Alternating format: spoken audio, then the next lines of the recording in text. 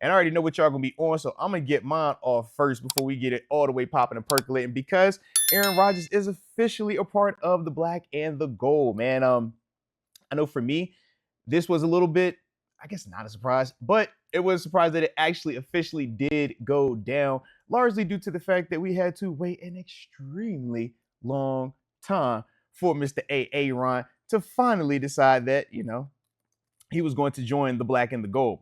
But when I think of Aaron Rodgers, man, I think of multiple things. I mean, number one, we got to talk about what he's accomplished in this league, right? Before we could talk about what we don't like about him, we got to talk about why he even matters, right?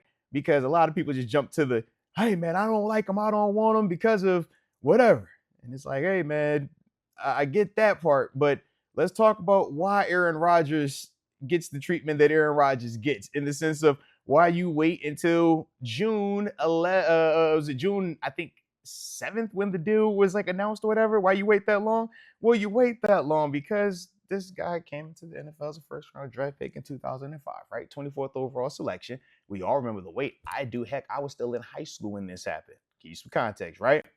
But since then, this man has went on to be a 10-time Pro Bowl, 4-time first team All-Pro, Super Bowl champ, Super Bowl MVP, 4-time AP MVP, as well as from a all-time career record standpoint, having the absolute lowest interception percentage in the history of that statistic. Meaning, for every time that you throw the football, right, for all your pass attempts, when we take pass attempts times the amount of times you throw an interception, this dude has been the absolute best ever to do that. Why is that important? Well, heck, when we talk Steelers, anybody that's followed the Steelers under Coach Tomlin knows one thing.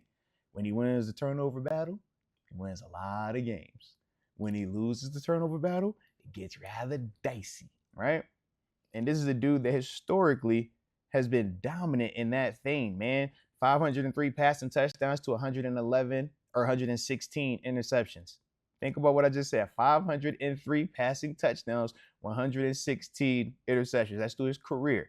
Let's talk about why. Why you see me excited, why we're waiting, why we waited as long as we waited. Let's continue the context. Told you now, right, in terms of interception percentages, right? It's based off of how many times you're throwing that football. This dude in his career has thrown 8,245 attempts for 5,369 completions, a 65.1 completion percentage throughout his career. Let's continue to talk about this man, right? Let's paint the picture of why, right? Before we get to it, oh, I don't like him because he says this. I don't like him because he does that. Let's talk about what matters the absolute most, okay? And like I said, this is from a career standpoint, right? Now, I know some might be saying, well, Moats, man, that's what he's done over 20 years. Yeah, you heard what I said, 20 years, right? Like I said, when I was in high school, I was watching this dude. All right. When I was in college, I was watching this dude. In fact, my first regular season road game was against this man in Green Bay. All right. This dude's been doing it for a whole heck of a long time and has dominated for the large majority of his career. Now, let's get to what he just did last year, man. At the age of 41, last year, played in all 17 games, 17 starts. Obviously, from a record standpoint, 5-12. Not what you want to see, right? But let's talk about what he did as an individual. 584 passing attempts, 368 completions. That's a 63% completion percentage rate, man. 3,897 yards. 3 yards off of 3,900 passing yards, right? Just last year. 28 touchdowns, 11 picks, right? I mean, the dude balls, even when it's not pretty. And like I said, man, this was his worst year as a professional on top of that. Now, we're not talking about when he's been injured and not played, but we're saying from a full start to start season, this was his worst season. You heard what I said, right? 584 passing attempts, 368 completions, had a 63% completion rate, right? 3,897 yards that he passed for, 28 touchdowns, 11 picks. Was his worst season in the 20 years of him being in the NFL.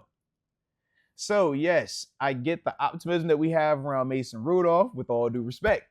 I get the optimism that we have around Will Howard, with all due respect. Heck, I even get the optimism surrounding Skylar Thompson, with all due respect. But, man, what are we talking about, baby? What are we talking about? This is why we wait as long as we wait, right? This is why we waited until the middle of, or pretty much the beginning of June to see if this man was going to decide to play for us, man. Because when he decides to play, this dude has been arguably the best quarterback to ever play the game of football. From a talent standpoint, Mahomes is the newer version. But prior to Mahomes, Aaron Rodgers was in the conversations with the Peyton Mannings, the Brett Favres of the world, the elite arm talent type of dudes, right?